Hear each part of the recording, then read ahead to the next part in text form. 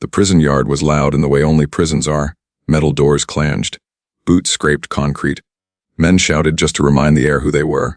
It was routine chaos, controlled, tolerated, ignored. That's when it happened. The bully didn't shout.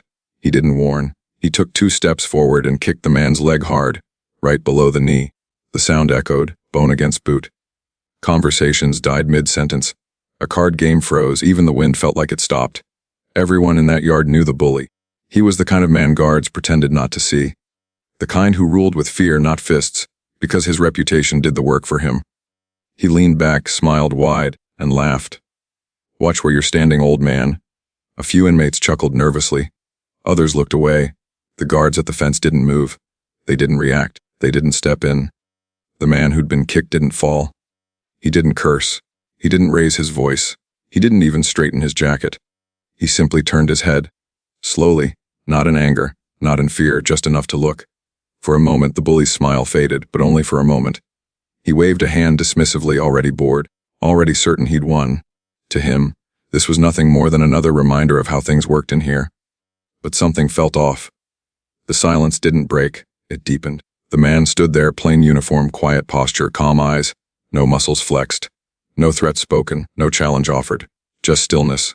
Someone near the back whispered. Why didn't he react? Another muttered, "Is he crazy or stupid?"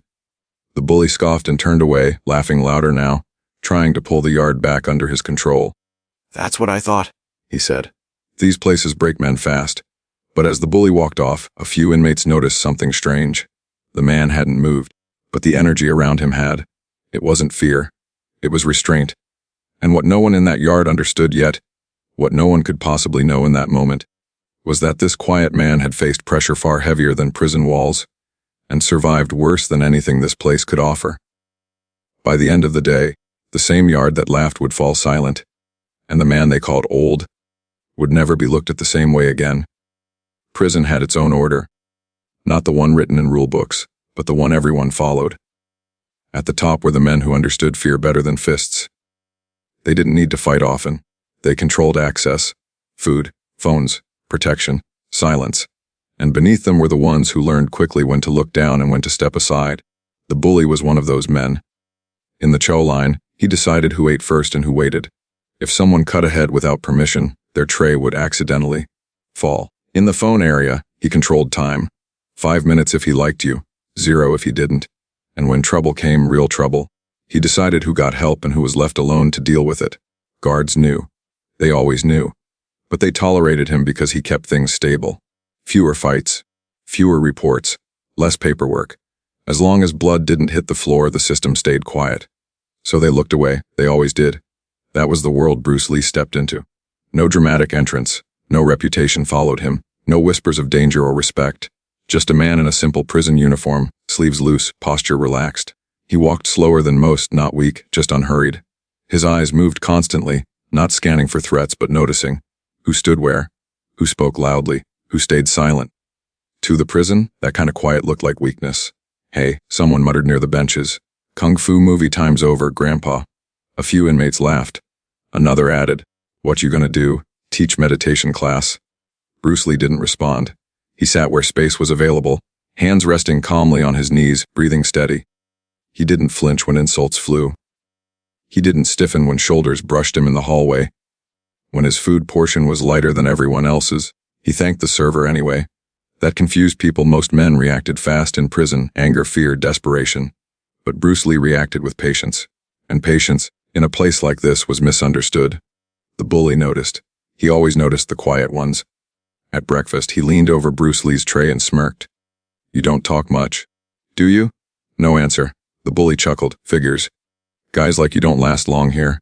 You either learn your place or someone teaches it to you." Bruce Lee looked up, not challenging, not submissive, just attentive, as if listening mattered. That made the bully uncomfortable, so he pushed harder. He took Bruce Lee's seat once, took his phone time another day, let his people bump into him in narrow corridors, just enough to test reactions. Each time, Bruce Lee adjusted without complaint. He moved. He waited. He stayed calm. The whispers started. "Why doesn't he fight back? Maybe he's scared."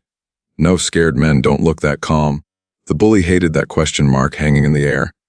Power liked certainty, and Bruce Lee didn't give it any. To the guards, Bruce Lee was invisible. No complaints, no reports, no trouble, the perfect inmate. To the bully, he was unfinished business, because in prison silence could mean surrender, or it could mean something far more dangerous. And the bully was about to find out which one this was.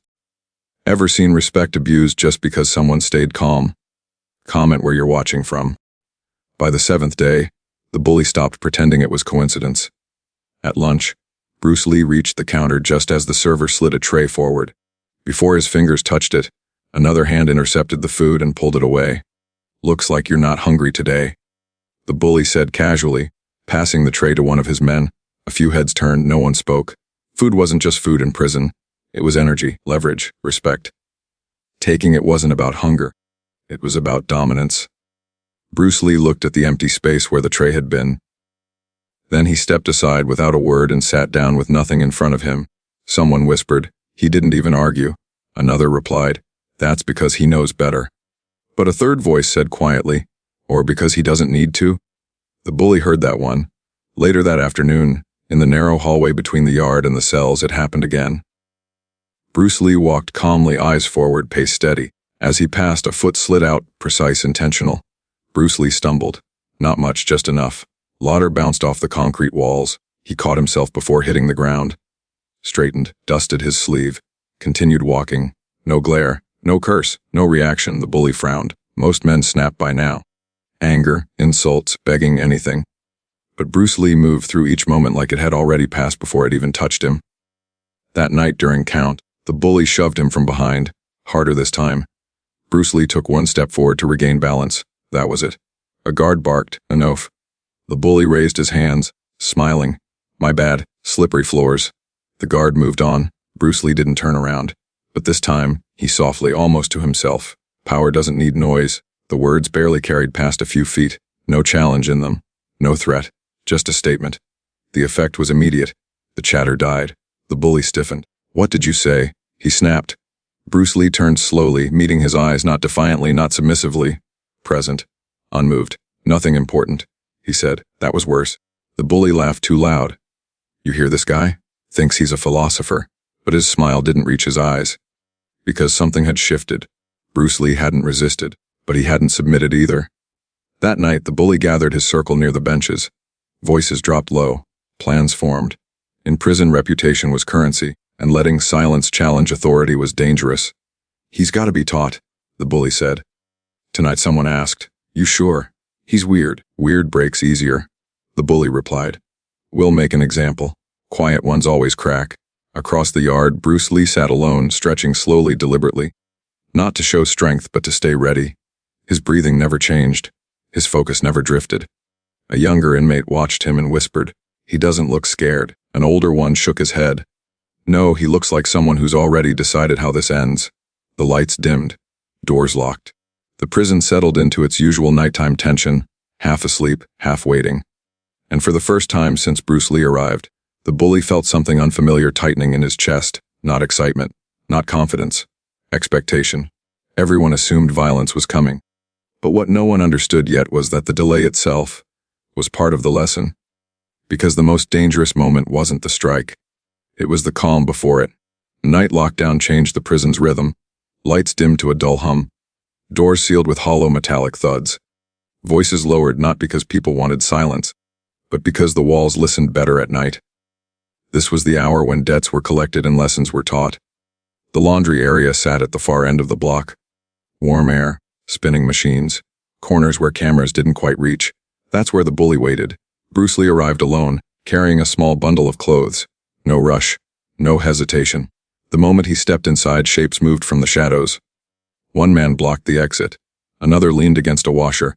A third shut the door quietly. A circle formed. No yelling, no countdown, just breath and intent. The bully stepped forward, cracking his neck, smiling like this had already ended. "Told you we'd talk tonight," he said. "You got real quiet earlier. Thought I'd help you find your voice." Bruce Lee set the clothes down carefully, straightened. Looked around the circle, not to size them up, but to understand the space, the distance, the floor, the angles. Someone muttered, "He's done." Another whispered, "Why isn't he begging?" The bully's smile tightened. "You know the rules," he said. You don't speak when I speak. Bruce Lee didn't respond. That silence felt louder than shouting. The bully's patience snapped. Enough, he said and swung. It wasn't a wild punch. It was practiced, meant to hurt, meant to humiliate. Everyone leaned in, expecting the crack of impact. It never came. Bruce Lee moved one step, not back, not forward, just slightly aside. The punch passed air. In the same breath, Bruce Lee shifted his weight. Nothing dramatic, no strike, no shove. Just a subtle change of balance guided by the bully's own momentum. The result was instant. The bully's feet lost agreement with the floor. His body followed the direction it was already going, and he fell. Hard, the sound echoed off metal and concrete. Silence, not shock screaming, not cheers, just stunned quiet. The bully lay there, staring up, confused more than hurt. He pushed himself up, face burning. You tripped me, he snapped, scanning the circle for support. No one laughed, no one spoke. Because everyone had seen it. Bruce Lee hadn't attacked, hadn't struck, hadn't escalated. He had simply allowed. The bully lunged again, angrier now. Reckless. And again, Bruce Lee moved with him, not against him. Another shift, another loss of balance. Another fall, this time slower, this time heavier. The room felt different. The bully stayed down longer, breathing hard, staring at the ceiling like it had betrayed him. His confidence didn't shatter, it drained, leaked out through confusion and disbelief. Bruce Lee stepped back, hands open, posture relaxed, no victory parade. Just calm. The circle didn't close in anymore, it widened. An older inmate near the dryers swallowed and whispered, almost to himself, that wasn't luck. No one disagreed. Bruce Lee picked up his clothes, looked at the bully once, not with anger, not with pride, with something closer to understanding. Then he walked past the circle. No one stopped him. As the door closed behind him, the laundry machines kept spinning, but the energy in the room had shifted permanently. The bully sat there, surrounded by men who no longer saw certainty, only noise without control. For the first time since arriving, Bruce Lee had spoken without words, and everyone listening understood exactly what he'd said. The second attack didn't come with jokes. It came with rage. The bully found Bruce Lee near the far wall of the yard just before morning count. His face was tight, eyes red, jaw clenched like something inside him had snapped overnight. Whatever embarrassment he'd swallowed in the laundry room had fermented into anger. He didn't speak, he charged. This time there was no circle. No audience forming slowly. Men backed away on instinct, sensing that something final was about to happen. Even the guards hesitated, watching, waiting, unsure of who would fall first. The bully swung wildly. Bruce Lee moved, not fast in the way people expected, not flashy, just exact. A small turn of the shoulder. A half step that made the punch miss by inches. The bully overreached, momentum dragging him forward again, just like before. But this time, Bruce Lee didn't let it repeat. He guided. A light touch at the elbow, a shift of weight through the hips. The bully's balance betrayed him instantly. His own force turned against him, and he hit the ground hard enough to knock the breath out of his lungs. Before anyone could react, the bully scrambled up and swung again, desperate now, loud, uncontrolled. Bruce Lee ended it. 2 movements, one redirect, one placement.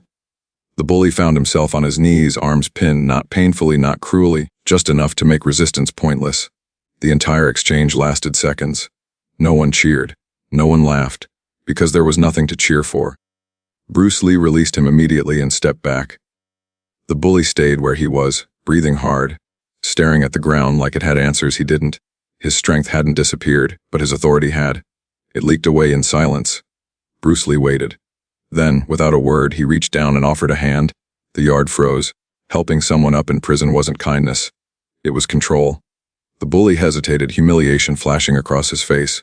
Then he took the hand. Bruce Lee pulled him to his feet. Not roughly, not gently, just enough. Their eyes met. No threat passed between them, no warning, no victory, just understanding. Bruce Lee turned and walked away. Behind him, something fundamental changed. Men who once laughed now looked down. Whispers shifted tone. The bully's crew didn't surround him anymore. They drifted, unsure, uncertain. Power had moved without being claimed. The guards stepped in late, too late to matter. One glanced at the other, confused. What happened? No one answered, because there was nothing to explain. The bully didn't touch Bruce Lee again. Not that day, not ever. From that moment on, the food line straightened itself. Phone time went quiet. Shoulders stopped bumping in the halls. Not because fear increased, but because noise lost its purpose. Bruce Lee sat on the bench where he always sat. Same posture, same calm, same silence. But now, space formed around him naturally. An older inmate passed by and nodded just once. Respect didn't announce itself, it recognized itself. Should strength humiliate or teach? Comment Poa or Ijiro.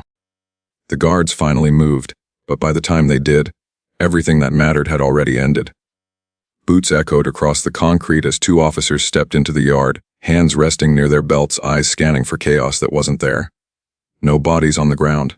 No crowd surging. Just a quiet group of inmates standing farther apart than usual. "Break it up," one guard ordered. No one argued.